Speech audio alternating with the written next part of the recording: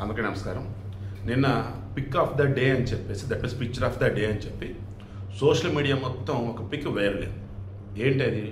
Ganesh gold తాకట్టులో ఉన్న బంగారాన్ని విడిపించి కొనబడును. సంప్రదించండి 9966651144. ఒక పక్క చంద్రబాబు గారు, ఒక పక్క పవన్ కళ్యాణ్ గారు, మధ్యలో మోడీ.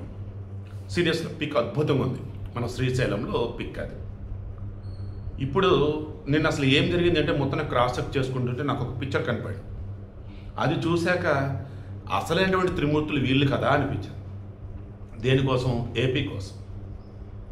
ఈ ముగ్గురులో కామన్ క్వాలిటీ ఏంటని చూశాను. ఒకటి కాదు, 3 ఉన్నాయి. ముగ్గురికి ఉన్నటువంటి 3 కామన్ క్వాలిటీస్. ఇవే ఏపీని రాను రోజులలో భారతదేశంలో నెంబర్ 1 స్టేట్గా ఉంచుతాయి. వైసీపీ అనే ఒక దరిద్రాన్ని పాతాళానికి తొక్కేస్తాయి. ఓవరాల్గా ఉన్నటువంటి ప్రపంచంతో తెలుగువాడంతా కూడా గర్వపడేలా చేస్తాయి. ఆంధ్రప్రదేశ్ ఉన్నటువంటి ప్రతి ఒక్కళ్ళు కూడా మా కాలంలో నిలబడ్డాం, ఇక మాకు ఉచితాలు వద్దు అనే రోజు వస్తుంది. ముందుగా వీళ్ళ ముగ్గురికి ఉన్నటువంటి కామన్ క్వాలిటీ నిజాయితీ. అండ్ మెయిన్గా మనం చెప్పాల్సింది ఏంటి? మానవత్వం. ఈ రెండు వచ్చేసి జనరల్గా ఏం చెప్తామంటే వాళ్ళ ఇన్నర్ ఫీలింగ్ లాంటిది అనుకోవచ్చు.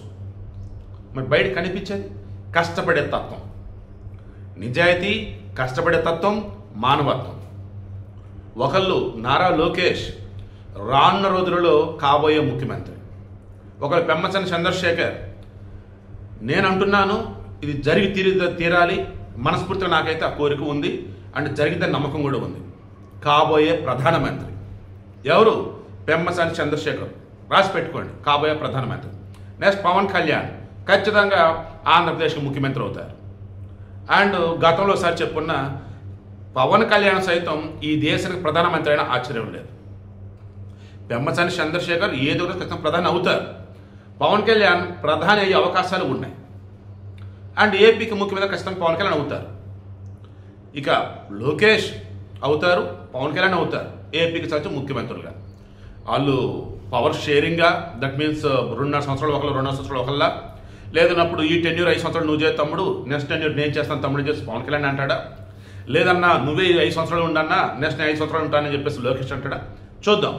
బట్ నిన్న పవన్ కళ్యాణ్ ఇచ్చిన క్లారిటీ అండి.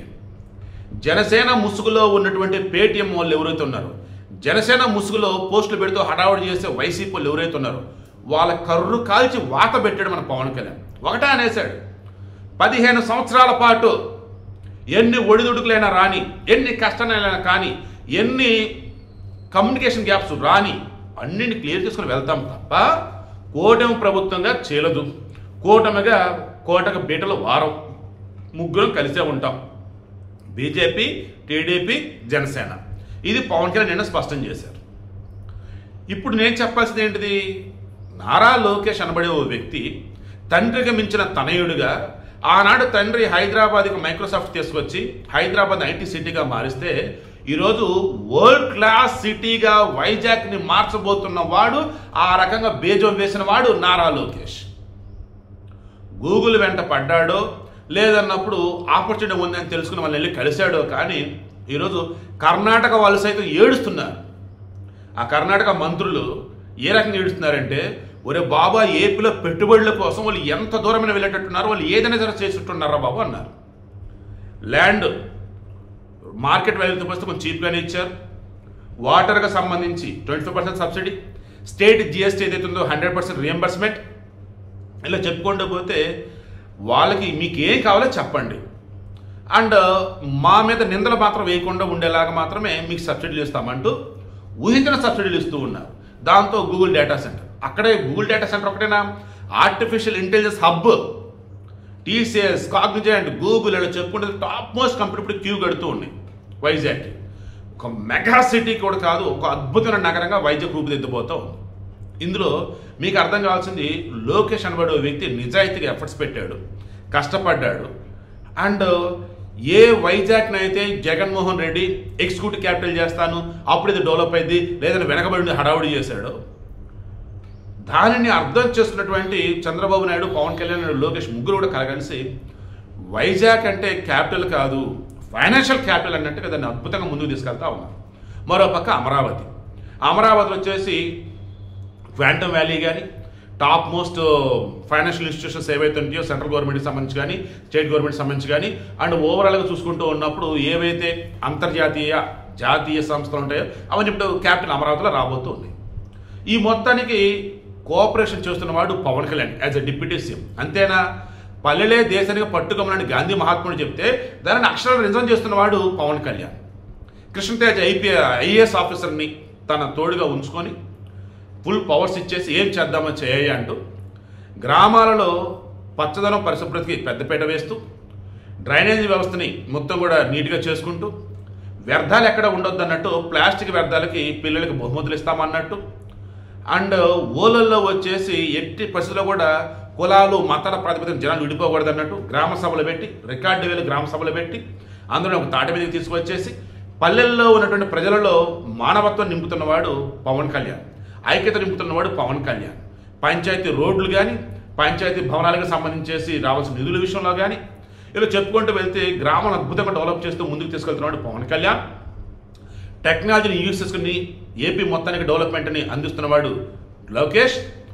ఇక పెమ్మసాని చంద్రశేఖర్, ఇతను బేసికల్లీ డాక్టర్ అండ్ అద్భుతమైనటువంటి పాండిత్యం గలవాడు, వెల్ ఎడ్యుకేటెడ్.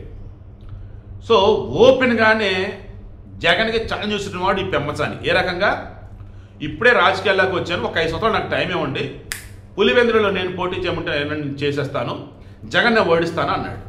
అలా చెప్పే దమ్ము వైసీపీలో ఒక్కడికి లేదు.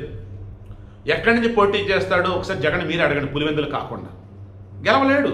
ఈసారి పులివెందులు కూడా గెలుస్తలేదో డౌట్. సో ఈ పెమ్మసాని చంద్రశేఖర్ ఏం చేస్తున్నారు, తనకున్నటువంటి పరిచయాలని నేషనల్ ఇంటర్నేషనల్ లెవెల్లో వాడుతూ ఇతను ఏపీకి సంబంధించి రావాల్సిన నిధులను తీసుకొస్తున్నాడు. అతని డిపార్ట్మెంట్ ఏదైతే అసైన్ చేస్తున్నారో దానికి సంబంధించి ఏపీకి ఎంత చేయాలి అది చేస్తున్నాడు. ఓవరాల్గా అన్నప్పుడు ఈరోజు ఏపీకి సంబంధించి చంద్రబాబు నాయుడు ఒక్కడే ముఖ్యమంత్రి అని అందరికీ తెలుసు. కానీ కనిపించకుండా ఏపీకి ఎంతోమంది ముఖ్యమంత్రులు ఏ రకంగా ఆ రెస్పాన్సిబిలిటీ తీసుకుంటూ అకౌంటబిలిటీ తీసుకుంటూ ఎలా పనిచేస్తున్నారంటే, if I'm the CM, if I'm the chief minister of Andhra Pradesh ఏం చేస్తాను చేసి చూపిస్తా. బహుశా చంద్రబాబు ఇదే చెప్పుంటారు, ఏమయ్యా చంద్రబాబు నాయుడు అనేవాడి వ్యక్తిగా నేను ముఖ్యమంత్రిగా సంతకాలు పెడతానయ్యా, కానీ మీరు ముఖ్యమంత్రి అయితే ఏం చేస్తారో చేయండి అయ్యా రాష్ట్రానికి, రాష్ట్రం మొత్తం మీదేనయ్యా అన్నాడు అని నాకు అనిపిస్తుంది. అని చెప్పుండొచ్చు. అలా ఈరోజు పెమ్మసాని చంద్రశేఖర్ గారు అది ఫీల్ అవుతున్నారు, డిప్యూటీ సీఎం పవన్ కళ్యాణ్ అది ఫీల్ అవుతున్నారు, నారా లోకేష్ అది ఫీల్ అవుతున్నారు. చంద్రబాబు గారు ఈరోజు జరుగుతున్న మొత్తం చూసి చాలా ఆనందపడుతూ ఉన్నాడు. పవన్ కళ్యాణ్ అండ్ లోకేష్ అనే ఇద్దరు అద్భుతంగా పనిచేస్తూ రాష్ట్రాన్ని ముందుకు తీసుకెళ్తూ ఉన్నారు. కుట్రలు కుతంత్రాలు విషం చెబుతూ విద్వేషాన్ని రెచ్చగొట్టే విధంగా చేసినటువంటి ఈ వైసీపీ అల్లరి మూకలని ఎక్కడికక్కడ కూడా కంట్రోల్ చేస్తున్నారు. రానున్న రోజులలో అసలు వైసీపీ అనేది ఉండిద్దా లేదంటే ఉండదని నేను అంటున్నా, ఉండిద్దని ఎవరన్నా అన్నా కానీ పేరుకే ఉండిద్ది. సో వీడియో క్లోజ్ చేస్తున్నా. మీకు అర్థమైంది కదా, ఈ వీడియోలో నేను చెప్పింది అక్షరాలు నిజమై తీరుతాయి. రానున్న రోజులు అద్భుతంగా ఆంధ్రప్రదేశ్ డెవలప్ అవుతుంది. అండ్ పవన్ కళ్యాణ్ అండ్ లోకేష్ ఇద్దరు కూడా అద్భుతమైన పరిపాలన అందిస్తారు.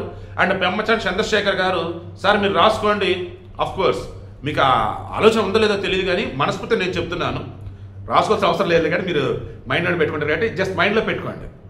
మీరు ప్రైమ్ మినిస్టర్ అయిన రోజు జస్ట్ నన్ను ఒక్కసారి పిలిచి ఎలా మీరు ముందే అనుకున్నారు నేను ప్రైమ్ మినిస్టర్ అవుతా అని చెప్పేసి నన్ను అడగండి సార్, ఆ రోజు నేను చెప్తాను. ఖచ్చితంగా ఒక గుంటూరు వాడిగా సాటి గుంటూరు వ్యక్తికి సాటి తెలుగు వ్యక్తికి ముందే విషయం చెప్తూ ఉన్నా, అడ్వాన్స్ కంగ్రాచులేషన్స్ సార్, మీరు ప్రైమ్ మినిస్టర్ ఆఫ్ ఇండియాగా త్వరలో ఖచ్చితంగా కనపడతారు.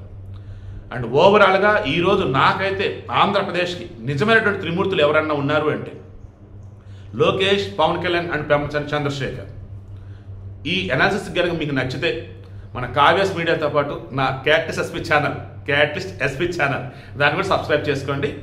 అండ్ ఈ వీడియో అందరికీ షేర్ చేయండి.